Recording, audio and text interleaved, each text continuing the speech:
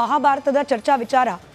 ರೇಣುಕಾಸ್ವಾಮಿ ಬರ್ಬರ ಹತ್ಯೆ ಪ್ರಕರಣದಲ್ಲಿ ಪರಪ್ಪನ ಅಗ್ರಹಾರ ಜೈಲು ಪಾಲಾಗಿದ್ದ Darshan and gang ಇದೀಗ ಜೈಲಿನ ಕೆಲ ಕಾನೂನುಗಳನ್ನು ಮೀರಿ ವರ್ತನೆ ಮಾಡಿದ್ದಕ್ಕೆ ಬಳ್ಳಾರಿಗೆ ಶಿಫ್ಟ್ ಆಗ್ತಿರೋ ವಿಚಾರವೇ. ಆದರೆ ಫಾರ್ ಅ ಚೇಂಜ್ ಒಂದಷ್ಟು ಪೊಲಿಟಿಕಲ್ ರಿಯಾಕ್ಷನ್ ಇಂದ ಇವತ್ತಿನ ಚರ್ಚೆಯನ್ನು, ದರ್ಶನ್ ವಿಚಾರವಾದರೂ ಕೂಡ ಒಂದು ಪೊಲಿಟಿಕಲ್ ರಿಯಾಕ್ಷನ್ ಮೂಲಕ ಚರ್ಚೆಯನ್ನು ಪ್ರಾರಂಭ ಮಾಡೋಣವಾ ಅಂತೇಳಿ ಗೃಹ ಸಚಿವ ಡಾಕ್ಟರ್ ಜಿ ಪರಮೇಶ್ವರ್, ಸನ್ಮಾನ್ಯ ಸಚಿವರಾದ ಡಾಕ್ಟರ್ ಜಿ ಪರಮೇಶ್ವರ್ ಅವರು ಇವತ್ತು ದರ್ಶನ್ ಅವರ ವಿಚಾರಕ್ಕೆ ಸಂಬಂಧಪಟ್ಟಂತೆ ಮಾಧ್ಯಮಗಳು ಪ್ರಶ್ನೆ ಕೇಳಿದಾಗ ರಿಯಾಕ್ಟ್ ಮಾಡಿದ್ರು. ಇನ್ಫ್ಯಾಕ್ಟ್ ಕೋಪಗೊಂಡ್ರು. ಯಾವ ರೀತಿ ಇತ್ತು ಅವರ ಪ್ರತಿಕ್ರಿಯೆ ಅನ್ನೋದನ್ನ ಗಮನಿಸಿ ನಂತರದಲ್ಲಿ ಯಾಕೆ ಪರಮೇಶ್ವರ್ ಅವರ ಹೇಳಿಕೆಯಿಂದಲೇ ಚರ್ಚೆಯನ್ನ ಪ್ರಾರಂಭ ಮಾಡ್ತಿದ್ದೀನಿ, ವಿವರಿಸ್ತೀನಿ, ಚರ್ಚೆ ಕೂಡ ಪ್ರಾರಂಭ ಮಾಡ್ತೀನಿ. ಪರಮೇಶ್ವರ್ ಅವರ ಮಾತು ನಿಮ್ಮ ಮುಂದೆ. ಅದೆಲ್ಲ ಜೈಲ್ ಅಥಾರಿಟೀಸಿಗೆ ಬಿಟ್ಬಿಟ್ಟಿದ್ದೀವಿ ನಾವು. It is there lookout. ಬಿಡಿಯಪ್ಪ ಅವ್ರದ್ದು ಬಿಟ್ಬಿಡಿ. ಈಗ ಇನ್ನು ಬೇರೆ ಏನೇನಾರು ಇದ್ರೆ ಹೇಳಿ.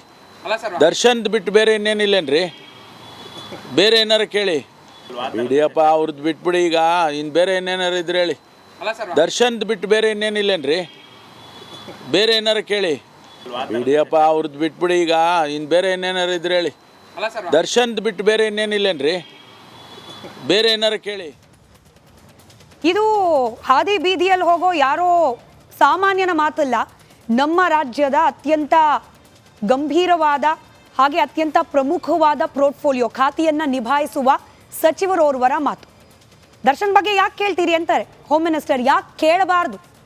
ದರ್ಶನ್ ಪ್ರಕರಣ ಈಗೇನು ಪರಪ್ಪನ ಅಗ್ರಹಾರ ಕಾರಾಗೃಹದಿಂದ ಫೋಟೋ ವಿಡಿಯೋಗಳು ವೈರಲ್ ಆಯಿತು, ಸ್ಮೋಕ್ ಸಿಗತ್ತೆ, ಕಾಫಿ ಸಿಗುತ್ತೆ, ಇತ್ಯಾದಿ ಇತ್ಯಾದಿ ಎಲ್ಲ ಸೌಲಭ್ಯ ಸಿಗುತ್ತೆ ಅನ್ನೋ ಮಾಹಿತಿಗಳು ಹೊರಗೆ ಬಂತು. ಅಲ್ಲಿಗೆ it's not only about Darshan, ಕೇವಲ ದರ್ಶನ್ಗೆ ಸೀಮಿತವಾದ ವಿಚಾರವಾಗಿ ಇದು ಉಳಿದಿಲ್ಲ. ಸನ್ಮಾನ್ಯ ಸಚಿವರಾದ ಡಾಕ್ಟರ್ ಜಿ ಪರಮೇಶ್ವರ್ ಅವರೇ, ಇದು ನಿಮ್ಮ ಸರ್ಕಾರದ ಅಡಿಯಲ್ಲಿ ಇರ್ತಕ್ಕಂಥ ಲೋಪಗಳು, ಕರಾಳ ಮುಖಗಳು, ವ್ಯವಸ್ಥೆಯ ಫೇಲ್ಯೂರ್ ಅನ್ನ ರಾಚಿ ರಾಚಿ ತೋರಿಸ್ತಾ ಇದೆ. ಹಾಗಾಗಿ ಪ್ರಶ್ನೆ ಕೇಳ್ತಿದೆ ಮಾಧ್ಯಮಗಳು. ಇಲ್ಲಿ ಕೇವಲ ದರ್ಶನ್ ಅವ್ರು ಹಿಂಗೆ ಮಾಡಿದ್ರು ಅಂತ ಹೇಳಿ ಪ್ರಶ್ನೆ ಮಾಡೋದಲ್ಲ, ನಿಮ್ಮ ಸರ್ಕಾರದ ಅಡಿಯಲ್ಲಿರ್ತಕ್ಕಂಥ ಕಾರಾಗೃಹ, ಬಂದಿಖಾನೆ ಇಲಾಖೆಗಳು ಅಟ್ಟರ್ ಫೇಲ್ಯೂರ್ ಆಗಿದೆ ಅನ್ನೋದನ್ನ ಸಾರಿ ಸಾರಿ ತೋರಿಸ್ತಾ ಇದೆ.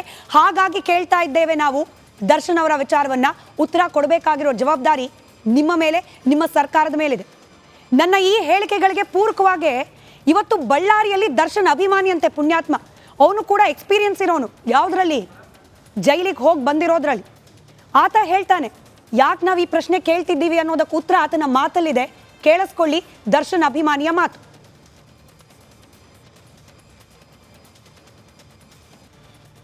ದರ್ಶನ್ ಅಭಿಮಾನಿ ಬೆಂಗಳೂರು ಜೈಲಲ್ಲಿ ಸ್ಮೋಕ್ ಹೊಡೆದಾರ, ರೋಡಿ ಜಾತ ಮಾಡಿದಾರ ಅಂತೇಳಿ ಬಳ್ಳಾರಿ ಜೈಲಿಗೆ ಎತ್ತಾಗಿದ್ದಾರೆ ಸರ್.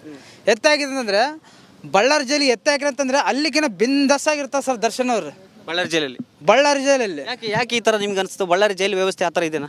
ಯಾಕಂದರೆ ಬಳ್ಳಾರಿ ಜೈಲಲ್ಲಿ ಗಾಂಜಾ ಸಿಗುತ್ತೆ, ಸ್ಮೋಕ್ ಸಿಗುತ್ತೆ, ಗುಟ್ಕಾ ಸಿಗುತ್ತೆ, ಒಂದು ಕ್ಯಾಂಟೀನ್ ಅಂಗಡಿ ಇದೆ ಸರ್. ಇದನ್ನೆಲ್ಲ ಮಾರೋದು ಯಾರಲ್ಲ ಸರ್? ವಾರ್ಡನ್ನೇ ಸರ್. ವಾರ್ಡನ್ ಅವರೇ ಸರ್ ಮಾರೋದು.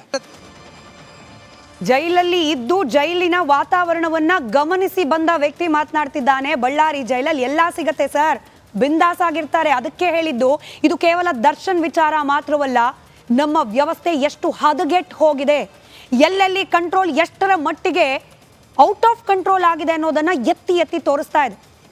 ಪರಮೇಶ್ವರ್ ಅವರೇ, ಕೇವಲ ದರ್ಶನ್ ಅವರನ್ನ ಪರಪ್ಪನ ಅಗ್ರಹಾರದಿಂದ ಬಳ್ಳಾರಿಗೆ ಶಿಫ್ಟ್ ಮಾಡಿಬಿಟ್ರೆ ಎಲ್ಲ ಮುಗ್ದೋಯ್ತಾ, ಕ್ಲೀನ್ ಆಗ್ಬಿಟ್ಟ ವ್ಯವಸ್ಥೆ? ಇದೇ ಅನುಮಾನವನ್ನ ನಟ ಚೇತನ್ ಕೂಡ ವ್ಯಕ್ತಪಡಿಸಿದ್ದಾರೆ. ಇವತ್ತು ಕೇಳಿಸ್ಕೊಳ್ಳಿ, ನಂತರದಲ್ಲಿ ಚರ್ಚೆ ಪ್ರಾರಂಭ.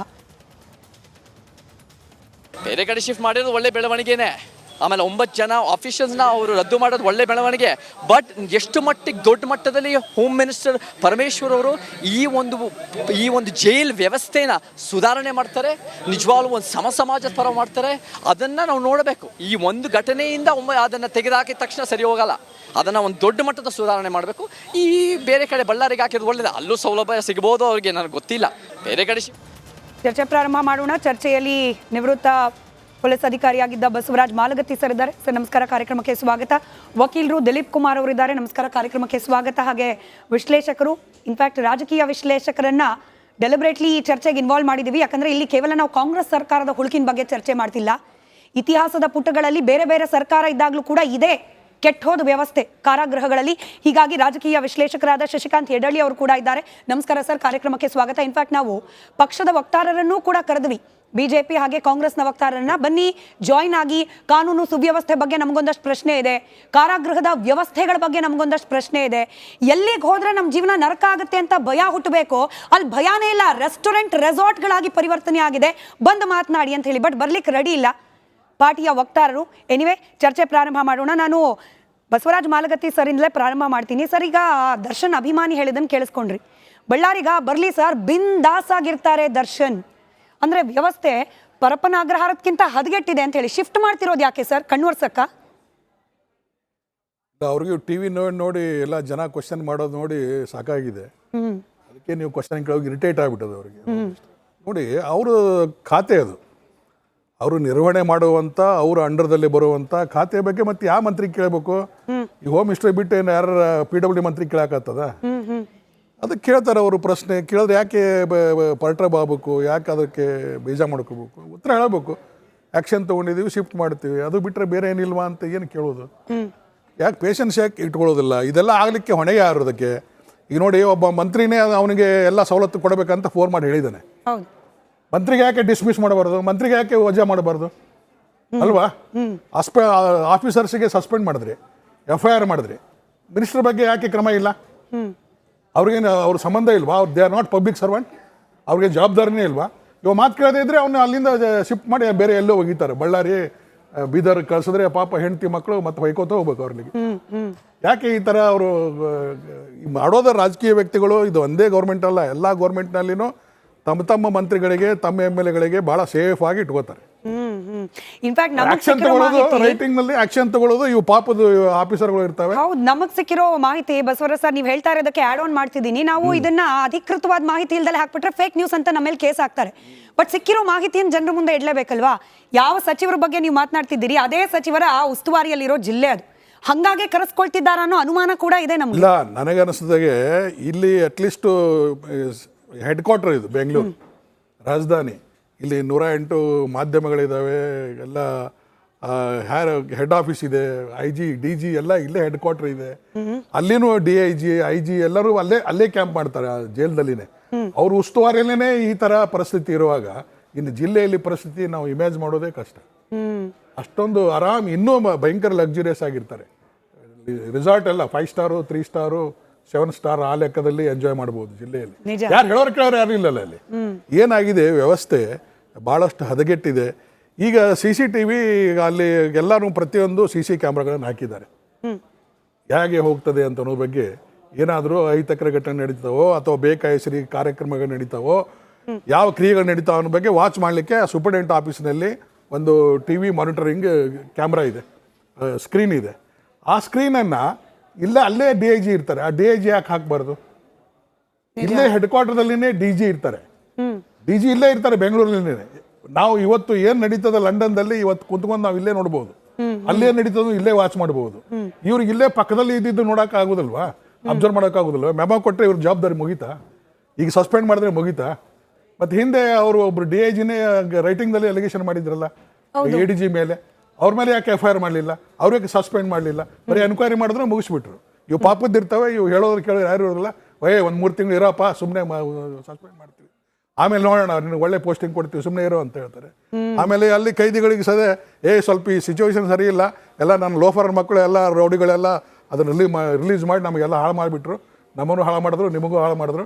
ಸುಮ್ಮನೆ 2-3 ತಿಂಗಳು ತೆಗಮಚ್ಚು ಸುಮ್ಮನೆ ಕೊಡ್ರಿ, ನಾವೆಲ್ಲ ಮುಂದೆ ಬಂದಿದ್ದೆಲ್ಲ ನೋಡ್ಕೋತೀವಿ. ಆಮೇಲೆ ಒಂದು 2 ತಿಂಗಳಾದ್ಮೇಲೆ ಮತ್ತೆ ಯಥಾತಿಸ್ತಿ ಮತ್ತೆ ರುಟೀನ್ ಸ್ಟಾರ್ಟ್ ಆಗ್ತದೆ.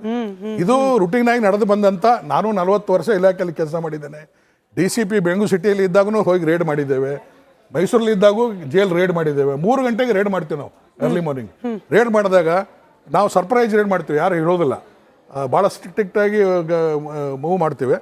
ಆದರೂ ಸ್ವಲ್ಪ ಲೀಕ್ ಆಗಿರ್ತದೆ, ಹೋಗೋದ್ರಲ್ಲಿ ಗೊತ್ತಾಗ್ತದೆ. ಈಗ ಅಲ್ಲಿ ಹೋದಾಗ ಚಾಕು ಸಿಗ್ತವೆ, ಮೊಬೈಲ್ ಸಿಗ್ತವೆ, ಸಿಗರೆಟ್ ಸಿಗ್ತದೆ, ಆಮೇಲೆ ಇದು ಇನ್ನೂ ಅನೇಕ ವಸ್ತುಗಳು ಸಿಗ್ತವೆ. ಅಲ್ಲಿ ಏನು ಬೇಕು ಅವರ ಅವಶ್ಯಕತೆ ಎಲ್ಲ ಸಾಕಷ್ಟು ಮಾಡಿದ್ದೇವೆ. ಇನ್ನೂ ಒಂದು ಹೇಳ್ತೇನೆ, ಬರೀ ಇವು ಚಿಕ್ಕದು ಮುಚ್ಚಿಡುವಂಥದ್ದಾಯ್ತು. ರಿವಾಲ್ವರ್ನ ತಗೊಂಡು ಶೂಟ್ ಮಾಡ್ತಾರೆ ಜೈಲಿನಲ್ಲಿ. ಮೈಸೂರಲ್ಲಿ ನಾನು DCP ಇದ್ದಾಗ ಬೆತ್ತಲಿಗೆರೆ ಸೀನಾ ಅಂತ ಅವನಿಗೆ ರಿವಾಲ್ವರ್ ತಗೊಂಡು ಶೂಟ್ ಮಾಡಿದ್ರು. ಈ ರಿವಾಲ್ವರ್ ಹೆಂಗೆ ಬಂತದು? ಎನ್ಕ್ವೈರಿ ಮಾಡಿದ್ರು, ಅವನ 5 ಆಫೀಸರ್ಗೆ 4 ತಿಂಗಳು ಸಸ್ಪೆಂಡ್ ಮಾಡಿದ್ರು, ಮುಗಿದು ಹೋಯ್ತು ಕೇಸ್, ಏನೂ ಆಗಲಿಲ್ಲ.